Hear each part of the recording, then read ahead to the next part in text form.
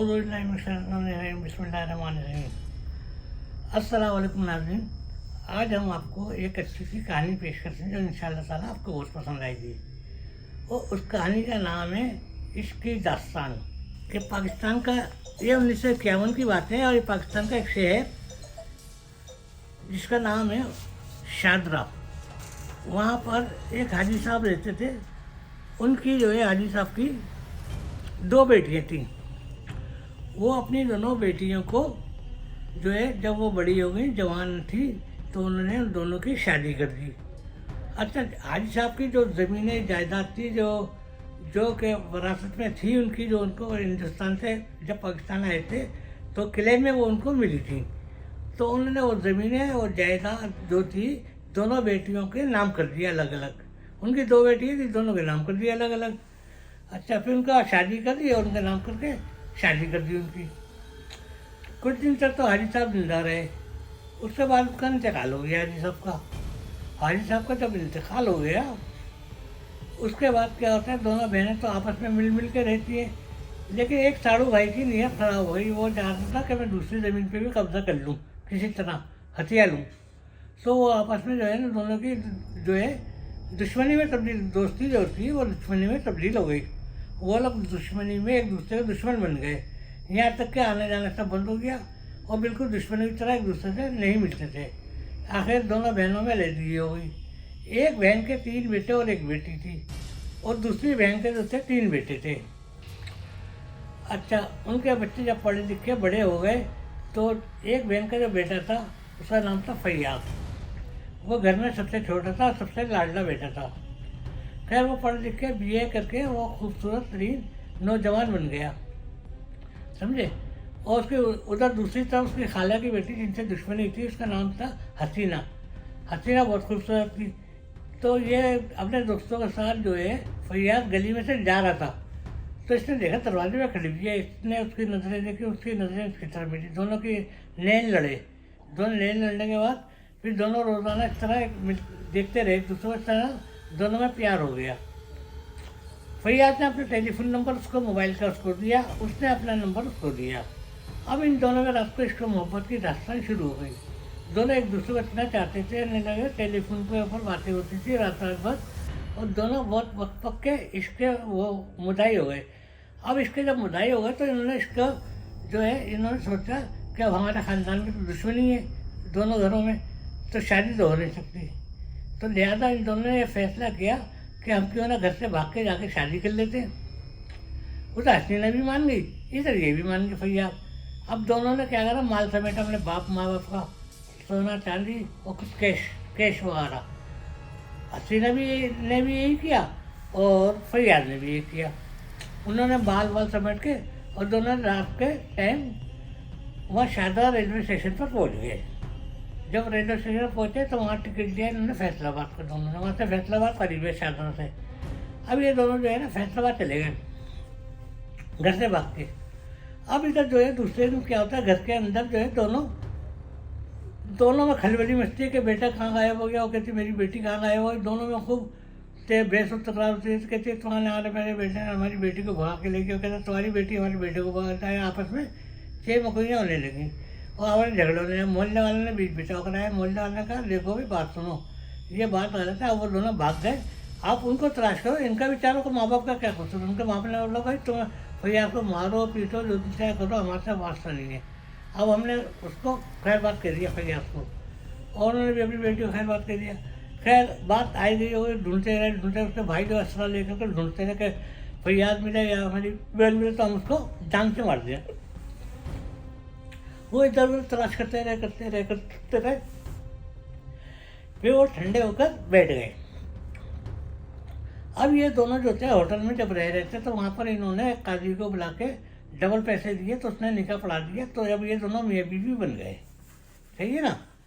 अब जब दोनों मियाँ बीवी बन गए तो वो होटल में तो रह ही रहता। अब वो पैसे खर्च होते दोनों के पास पैसे जो है बहुत कम रह गए। अब ये सोचने लगा अब क्या करें। तो इसकी जो है जो हसीना थी, इसकी एक बहन मुल्तान में रहती थी, उसका एक बेटा भी रहा और 2 मियाँ बीवी मुल्तान में रहते थे ये लोग। अच्छा, तो इसने सोचा क्यों ना अपनी बहन के घर में मुल्तान चली जाऊँ। तो उसने अपने शोहर से पूछा, दोनों राज़ी हो गए। अब ये दोनों मुल्तान चले गए। जब वो मुल्तान में पहुँचे तो उसकी बहन बड़ी खुश हुई, लेकिन बहन को सारा मालूम था ये लोग घर से भागे में ये वो, लेकिन उन्होंने अपने किसी को बताया नहीं, ना फैयाज के घर वालों को बताया, ना हसीना के घर वालों को बताया। उन्होंने चुपचाप थोड़े दिन उनके घर रहते रहे।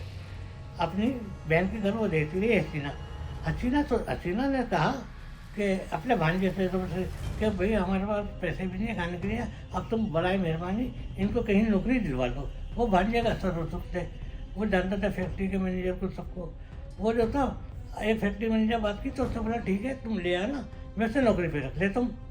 ये अपने जो है खालू को लेकर के फैक्ट्री में चला गया, वहाँ मिलवा दिया, मुलाकात हो गई, लो जी वो फैक्ट्री में काम उसको मिल गया, शुरू हो गए दोनों।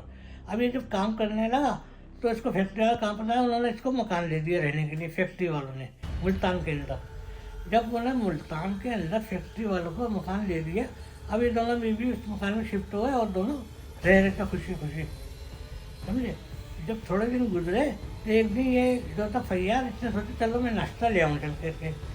वो नाश्ता लेने बाज़ार में गया। वो नाश्ते की दुकान पर गया तो वहाँ पर एक नौजवान, एक आदमी और भी था, मतलब खड़ा हुआ।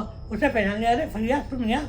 क्योंकि वो आदमी जो था ना उनके घर में ड्राइवर था, दोनों घर एक ही थे, तो लिहाजा फैयाज को भी जानता था और हसीना को भी जानता था।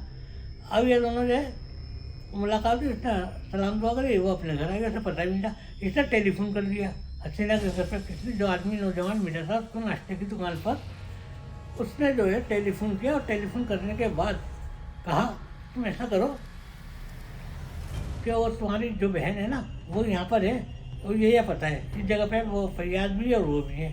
अरे वो तो पहले ही गुस्से में थे वो लोग, उन्होंने अपनी गने वने उठाई और उठा करके और वो वापस वो मुल्तान की तरफ रवाना हुआ, शारदा से मुल्तान की तरफ रवाना हुआ है। अब ये आते हैं मुल्तान में।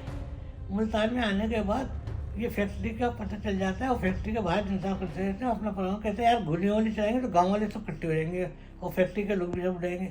तो लिहाजा ये खरीदार भी साथ लेकर आते चाकू वगैरह। खैर रात को ये दीवार कूद के अंदर जाते फैक्ट्री के अंदर जहाँ उनका घर होता है।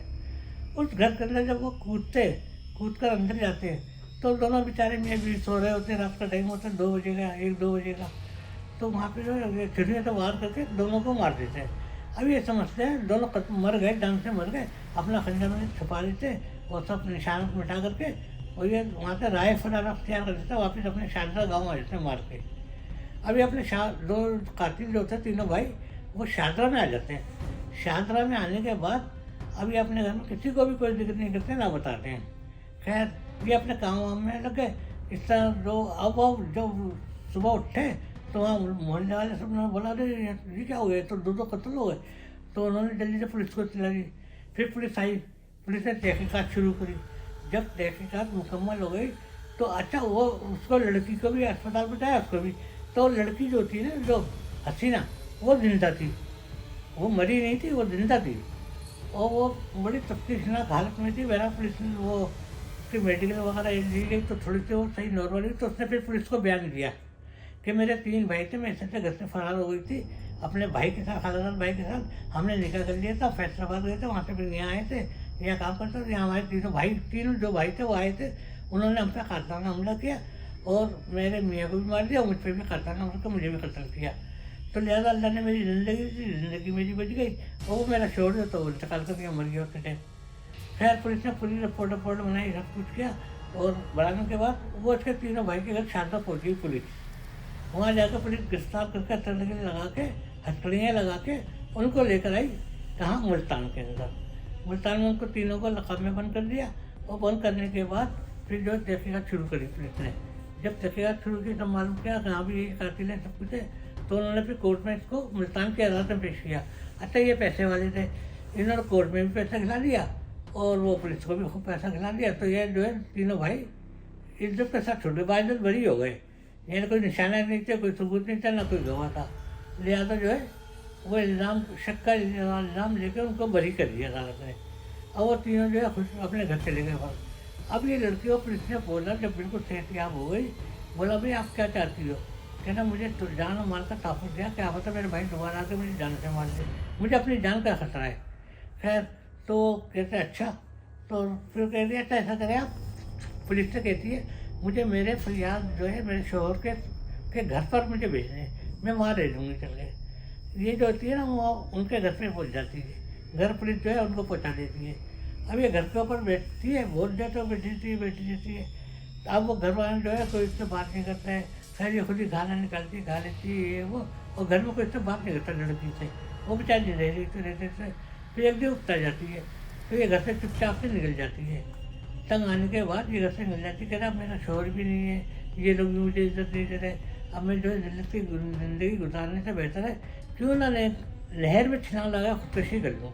वो जो होती है फिर नहर के अंदर छलांग लगाती है और ख़ुदकशी कर लेती है, यानी इस तरह वो भी मर जाती है और इन दोनों की कहानी इख्तिताम को बोल जाती है। तो ये थी आज की हमारी कहानी अपनी ज़बानी। इसको ज़्यादा से ज़्यादा सब्सक्राइब करें, कोई इजाज़त दीजिए, अल्लाह हाफिज़।